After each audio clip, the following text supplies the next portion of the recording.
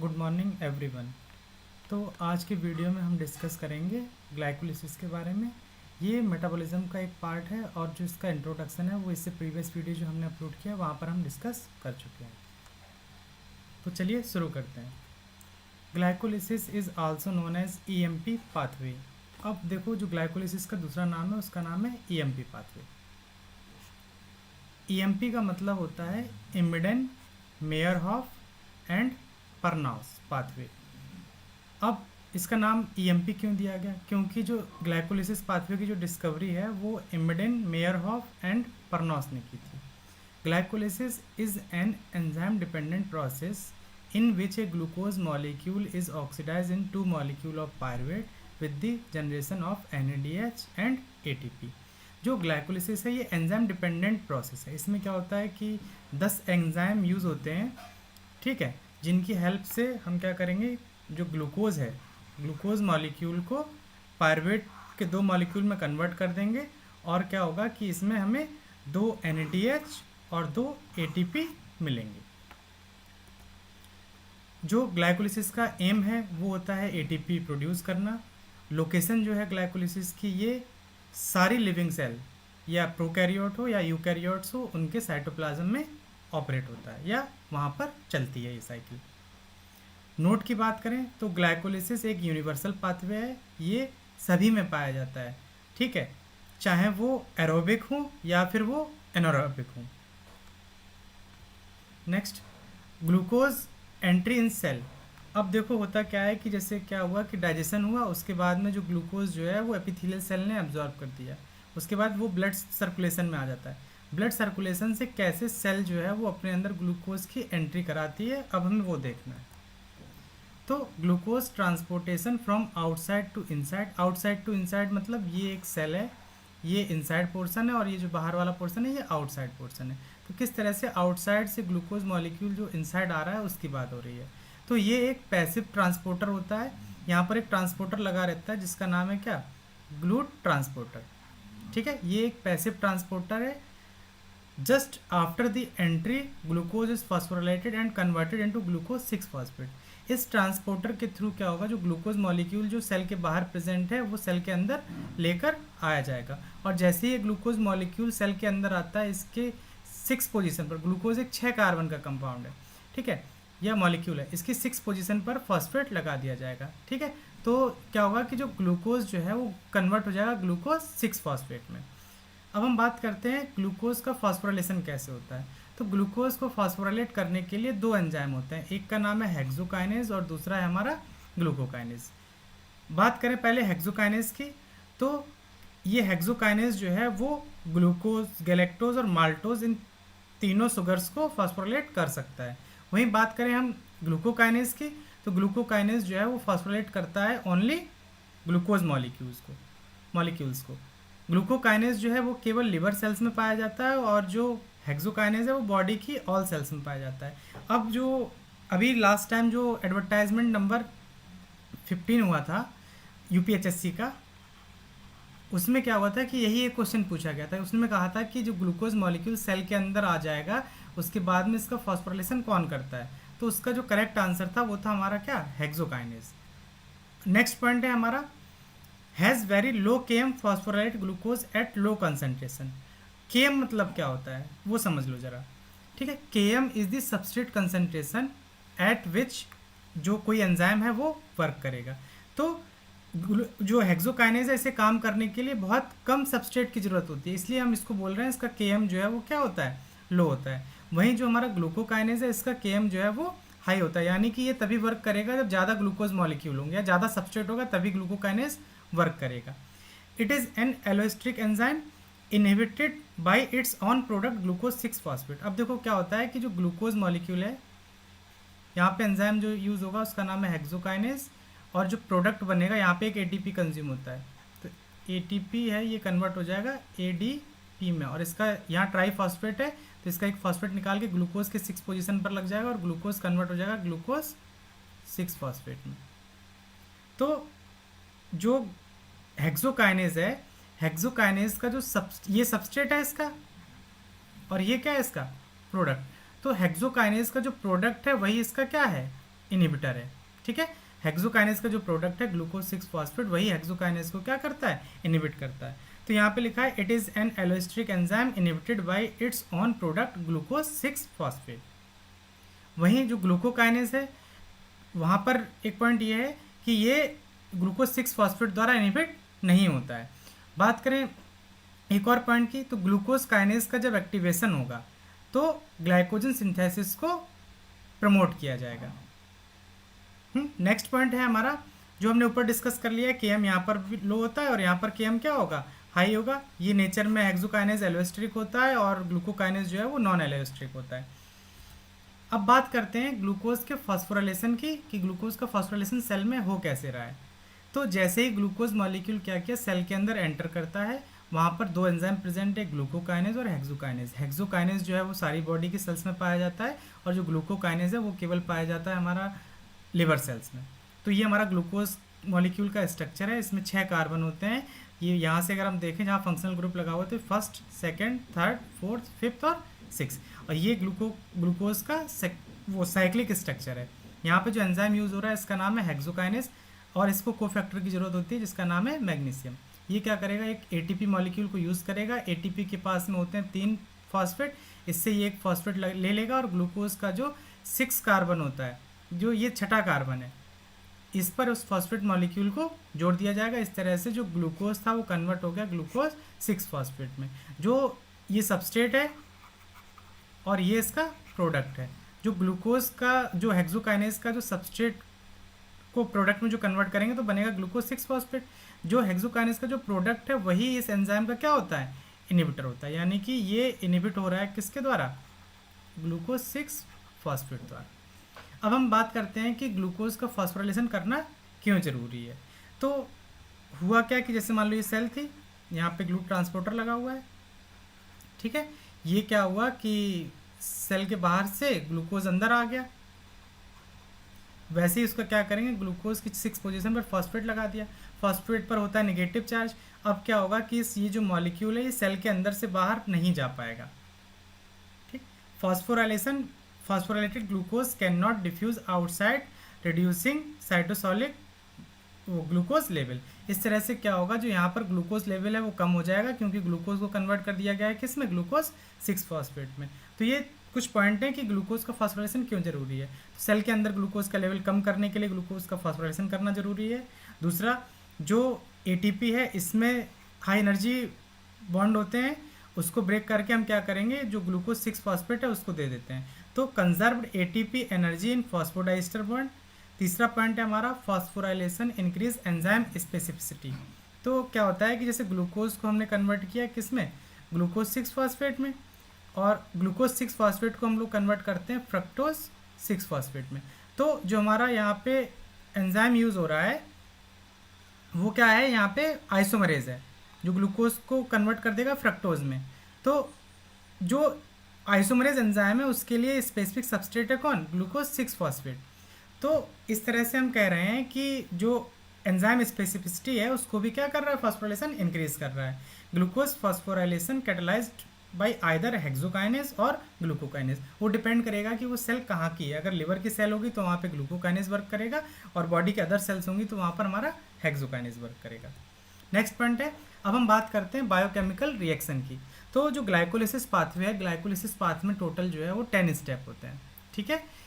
अब हम जरा स्टार्टिंग से चलें तो स्टार्टिंग के जो इनिशियल 5 स्टेप होते हैं वो हमारी प्रिपरेशन में जाते हैं और जो लास्ट के 5 होते हैं वो हमारा पे ऑफ होता है, ठीक है। तो इसको ऐसे समझो कि glycolysis consist of 10 enzymatic reaction in which the initial 5 constitutive the preparatory phase and the remaining 5 step constitutive the pay of phase. तो स्टार्टिंग के 5 जो है वो प्रिपरेटरी फेज है और जो लास्ट के 5 हैं वो हमारी पे ऑफ फेज है।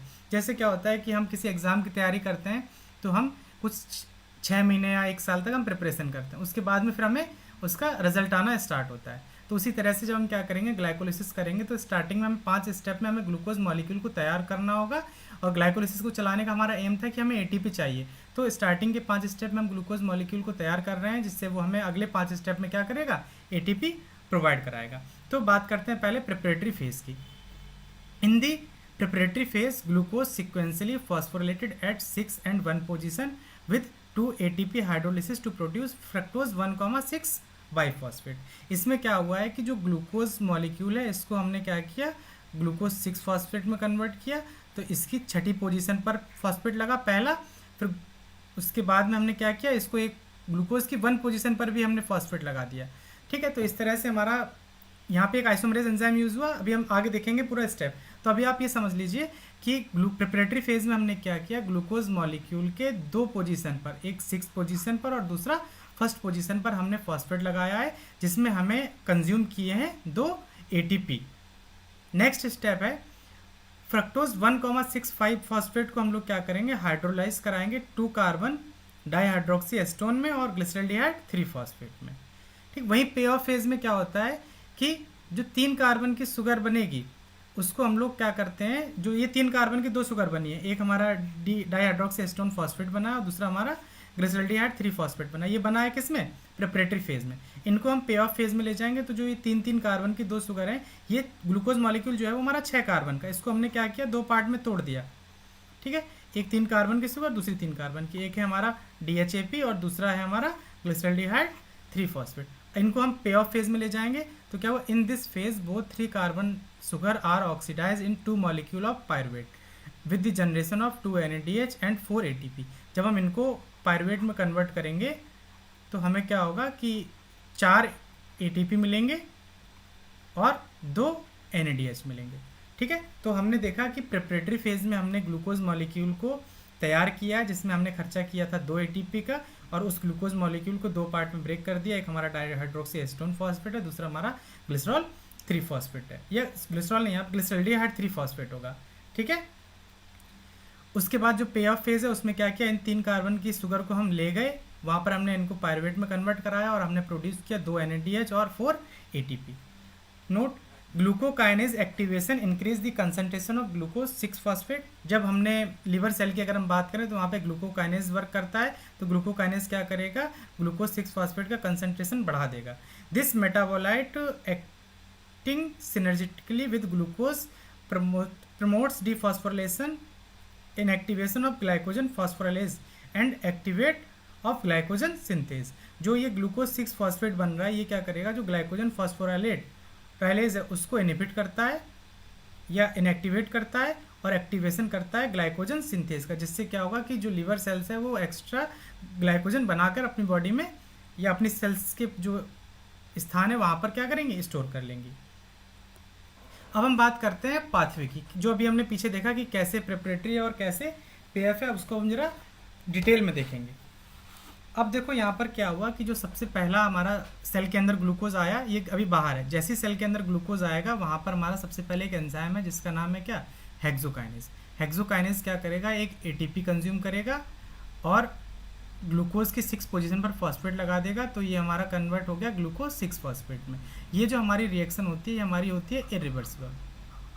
ठीक है, उसके बाद ग्लूकोज 6 फॉस्फेट को हम कन्वर्ट करते हैं फ्रक्टोज 6 फॉस्फेट में। यहाँ पर जो हमारा एंजाइम लगेगा उसका नाम है फॉस्फोग्लूकोम्यूटेज। ये क्या करता है, जो हमारी एल्डो शुगर होती है वो है हमारे ग्लूको 6 फॉस्फेट, इसको कन्वर्ट कर देगा फ्रक्टोज 6 फॉस्फेट में, यानी कि एल्डो टू कीटो कन्वर्जन हो रहा है किस स्टेप में, सेकेंड स्टेप में। उसके बाद क्या होता है, फ्रक्टोज 6 फॉस्फेट को हम लोग कन्वर्ट कर रहे हैं फ्रक्टोज 1,6 बाइफॉस्फेट में, यानी कि यहाँ पर देखो एक फॉस्फेट है 6 पोजीशन पर। इसके बाद क्या हुआ, फ्रक्टोज की पहली पोजीशन पर भी एक फॉस्फेट लग गया, तो यानी कि फिर से हमें एक ATP कंज्यूम करना पड़ेगा। यहाँ पर जो हमारा एंजाइम है उसका नाम है फॉस्फोफ्रक्टोकाइनेज 1, इसको हम लोग PFK1 भी बोलते हैं। और यहाँ पर हमने एक ATP कंज्यूम किया और इसके फ्रक्टोज की फर्स्ट पोजीशन पर भी हमारा फॉस्फेट लग गया। देखो जो हमारा पहला स्टेप है और ये PFK1 वाला जो स्टेप है, इसके बाद हमने क्या किया, फ्रक्टोज 6 फॉस्फेट को कन्वर्ट करा देंगे हम लोग फ्रक्टोज 1,6 बाइफॉस्फेट। तो हमारा ये स्टेप यहाँ पे इमेज में गलत दिया है, ये हमारा इरिवर्सिबल स्टेप होता है। ठीक, इसमें हमारा 3 स्टेप जो है वो इरिवर्सिबल हैं, एक पहला और तीसरा और जो लास्ट स्टेप है ये हमारे कैसे होते हैं, इरिवर्सिबल होते हैं। 3 स्टेप इरिवर्सिबल हैं और बाकी सारे कैसे हैं, रिवर्सिबल हैं। पहला, तीसरा और 10वां ये स्टेप हमारे इरिवर्सिबल होते हैं, बाकी सारे स्टेप जो है वो रिवर्सिबल होते हैं। तो फ्रक्टोज 6 फॉस्फेट को हमने कन्वर्ट कर दिया फ्रक्टोज 1,6 बाई फॉस्फेट में with the consumption of 1 ATP, और जो यहाँ पर एंजाइम यूज हो रहा है उसका नाम है PFK1। ये हमारा होता है कमिटेड स्टेप, यानी कि इसके बाद अगर हम चाहें कि वापस जाना चाहें तो हम वापस नहीं जा सकते। इसके बाद जो ग्लूकोज मॉलिक्यूल है उसका फेट यही है कि उसको फाइनली किस में कन्वर्ट होना होगा, पायरुवेट में। तो अगर आपसे पूछा जाए कि कमिटेड स्टेप कौन सा है, तो हमारा जो PFK1 एंजाइम वाला जो स्टेप है वो हमारा कमिटेड स्टेप है। फ्रक्टोज 1,6 बाई फॉस्फेट बनने के बाद में जो ग्लूकोज मॉलिक्यूल था उसके ऊपर अभी 2 फॉस्फेट लगे हैं और ये 6 कार्बन का है। यहाँ पर हम एक अगला एंजाइम यूज़ करेंगे जिसका नाम है एल्डोलेज, और फ्रक्टोज 1,6 बाई फॉस्फेट को हम लोग 2 पार्ट में ब्रेक कर देंगे। एक हमारा बनेगा डाईहाइड्रोक्सी एस्टोन फॉस्फेट और दूसरा हमारा बनेगा ग्लिसरल्डिहाइड 3 फॉस्फेट। जो डाईहाइड्रोक्सी एस्टोन फॉस्फेट होता है इसको फाइनली पाथवे में जाने के लिए ग्लिसरल्डिहाइड 3 फॉस्फेट में कन्वर्ट होना होता है। तो यहाँ पे जो हमारा एंजाइम यूज होता है उसका नाम है ट्रायोस फॉस्फेट आइसोमरेज, इसको हम लोग शॉर्ट फॉर्म में TPI भी कहते हैं। अब जो डाईहाइड्रोक्सी एस्टोन फॉस्फेट है इसको भी हमने कन्वर्ट कर दिया किस में, ग्लिसरल्डिहाइड 3 फॉस्फेट। इस तरह से हमारे पास ग्लिसरल्डिहाइड 3 फॉस्फेट के कितने मॉलिक्यूल हैं, 2। अब नेक्स्ट स्टेप है उसमें क्या करेंगे, ग्लिसरल्डिहाइड 3 फॉस्फेट जो बना है उसको हम लोग कन्वर्ट करते हैं 1,3 बाई फॉस्फेट या बिस फॉस्फेट ग्लिसरेट में with the consumption of 2 PI, क्योंकि यहाँ पे देखो ग्लिसरल्डिहाइड 3 फॉस्फेट केवल 3rd पोजीशन पर फॉस्फेट लगा हुआ है, लेकिन इस वाली कंडीशन में क्या हुआ है कि पहली पोजीशन पर भी फॉस्फेट लग गया। तो एक फॉस्फेट कहाँ से आएगा, तो जो इनऑर्गेनिक PI है उसको हम लोग यूज़ करते हैं और इसके फर्स्ट पोजीशन पर भी ऐड कर देते हैं। तो यहाँ पे जो एंजाइम यूज़ हो रहा है उसका नाम है ग्लिसरल्डिहाइड 3 फॉस्फेट डिहाइड्रोजनेज। यहाँ पे एंजाइम जो है वो यूज़ हो रहा है डिहाइड्रोजनेज, यानी कि यहाँ से इलेक्ट्रॉन रिलीज हो रहे हैं और उन इलेक्ट्रॉन को एक्सेप्ट करेगा हमारा कौन, NAD+ और कन्वर्ट हो जाएगा NADH में। नेक्स्ट स्टेप में हम क्या करेंगे, 1,3 बाई फॉस्फोग्लिसरेट जो बना है उसको हम कन्वर्ट करा देंगे 3 फॉस्फोग्लिसरेट में with the help of enzyme phosphoglycerate kinase. Kinase है यानी कि ये फॉस्फोराइलेशन करेगा, ये ADP को कन्वर्ट कर देगा ATP में। अब देखो यहाँ पर हमने एक ATP कंज्यूम किया, यहाँ पर एक ATP कंज्यूम किया, यानी कि ये यहाँ से लेकर के यहाँ तक की हमारी ये फेज थी कौन सी, प्रिपरेशन वाली, इसमें हमने कंज्यूम किए थे 2 ATP। इसके बाद से लेकर के जो हमारी लास्ट तक की जो स्टेप है ये हमारी ये पे ऑफ वाली। अब देखो यहाँ पर क्या हुआ कि 2 ATP यहाँ रिलीज हो गए, तो अभी हमें कितने ATP का फ़ायदा हुआ है, 2 ATP। लेकिन ऊपर जो हम 2 ATP लगा आए थे और यहाँ पे 2 ATP का फ़ायदा हुआ, तो नेट गेन अभी हमारा क्या है, 0 है। जितना हमने लगाया था उतना ही हमें मिला है, तो हमने अभी खर्चा बराबर किया है। अब इसके बाद देखो 3 फॉस्फोग्लिसरेट को कन्वर्ट किया जाएगा 2 फॉस्फोग्लिसरेट में। अब देखो यहाँ पे 3rd पोजीशन से फॉस्फेट को हटा करके 2nd पोजीशन पर लगा दिया जा रहा है। तो यहाँ पर एंजाइम जो यूज़ हो रहा है उसका नाम है फॉस्फोग्लिसरेट म्यूटेज। 2 फॉस्फोग्लिसरेट को हम लोग कन्वर्ट कर देते हैं फॉस्फोइनोल पायरुवेट, और यहाँ पर जो एंजाइम यूज़ होगा उसका नाम है इनोलेज, और यहाँ पर एक वाटर मॉलिक्यूल जो है वो रिलीज हो जाएगा। फॉस्फोइनोल पायरुवेट, इस याद करिए कल जब हमने लास्ट जो क्लास डिस्कस किया था वहाँ पर बताया था कि ये है, इसको हम शॉर्ट फॉर्म में बोलते हैं PEP, फॉस्फोइनोल पायरुवेट। इसकी फॉस्फोरल ट्रांसफर पोटेंशियल जो है वो हमारी ATP से ज़्यादा थी। फॉस्फोइनोल पायरुवेट को हम एक एंजाइम यूज़ करेंगे पायरुवेट काइनेज। काइनेज मतलब क्या है कि ये फॉस्फेट लगाएगा, तो ये ADP मॉलिक्यूल पर फॉस्फेट लगाएगा और उसको कन्वर्ट कर देगा ATP में। तो फॉस्फोइनोल पायरुवेट को हम लोग फाइनली कन्वर्ट कर लिए किस में, पायरुवेट में। तो इस तरह से हमें पायरुवेट के ग्लूकोज को हमने फाइनली कन्वर्ट कर लिया पायरुवेट में, और हमें पायरुवेट के कितने मॉलिक्यूल प्राप्त हुए, तो यहाँ पर प्राप्त हुए हमें 2 मॉलिक्यूल, और ये पायरुवेट जो है वो हमारा होता है कितने कार्बन का, 3 कार्बन का। यानी कि इस पाथवे में कहीं पर भी अभी कोई CO2 मॉलिक्यूल नहीं निकला है, यानी कि ग्लूकोज के पास 6 कार्बन थे और जो पायरुवेट के जो 2 मॉलिक्यूल बने हैं, एक मॉलिक्यूल के पास 3 कार्बन है, तो 2 मॉलिक्यूल के पास अभी कितने कार्बन हो जाएंगे, टोटल 6 कार्बन हो जाएंगे। तो 2 ATP हमें यहाँ से मिला और 2 ATP हमें यहाँ से मिला, तो टोटल हमें ATP कितने का फ़ायदा हुआ, 4 ATP हमें मिले। और लगाए कितने थे हमने, 2 ATP, तो 4 में से अगर हम 2 ATP घटा देंगे तो नेट गेन जो है वो अभी हमारा है कितने का, 2 ATP का। और हमें NADH कितने मिले, तो यहाँ पर हमें टोटल मिले हैं 2 NADH। तो पूरे ग्लाइकोलिसिस जब रन हुआ है ग्लूकोज से लेकर पायरुवेट तक बनने का, तो हमें 2 ATP का फ़ायदा हुआ है और 2 NADH का फ़ायदा हुआ है। ठीक है, अब हम आगे डिस्कस करेंगे जो ये NADH बने हैं उनका क्या किया जाएगा। अब जरा कुछ पॉइंट हम और डिस्कस कर लें। ग्लाइकोलिसिस में टोटल 10 एंजाइम है, ठीक है। तो इन सारे एंजाइम को कोफैक्टर की ज़रूरत होती है, तो केवल 2 एंजाइम है, एक है हमारा एल्डोलेज फर्स्ट और दूसरा है हमारा ग्लिसरल्डिहाइड 3 फॉस्फेट डिहाइड्रोजनेज। इन 2 एंजाइम को अगर हम छोड़ दें, यानी कि 10 में से हम 2 घटा दें, तो हमारा बचता है 8। इन 2 एंजाइम को छोड़ करके बाकी जो सारे एंजाइम है उसको मैग्नीशियम कोफैक्टर की ज़रूरत पड़ती है। इसके अलावा हमारा एक एंजाइम और है जिसका नाम है पायरुवेट काइनेज। ये हमारा ग्लाइकोलिसिस का लास्ट एंजाइम है। इसको मैग्नीशियम की ज़रूरत तो पड़ती ही है, इसके अलावा ये पोटेशियम को एज ए कोफैक्टर भी यूज़ करता है। तो आज के हमने वीडियो में पूरा डिस्कस किया है कि ग्लाइकोलिसिस पाथवे जो है वो किस तरह से रन हो रहा है, कौन सी प्रिपरेटरी फेज़ है, कौन सी पे ऑफ फेज़ है, कहाँ पर एटीपी लगा रहे हैं, कहाँ पर एटीपी निकल रहे हैं।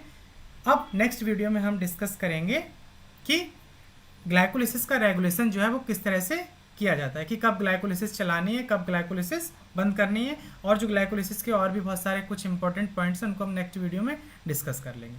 धन्यवाद। अगर आपको इस टॉपिक में अगर कोई परेशानी होती है तो मैं टेलीग्राम ग्रुप का लिंक डिस्क्रिप्शन बॉक्स में दे दूंगा, वहाँ पर आप मैसेज करके अपनी जो भी क्वेरीज हैं उनको सॉल्व कर सकते हैं। ठीक है, और अधिक जानकारी के लिए इसी तरह से हमारे साथ जुड़े रहिए। धन्यवाद।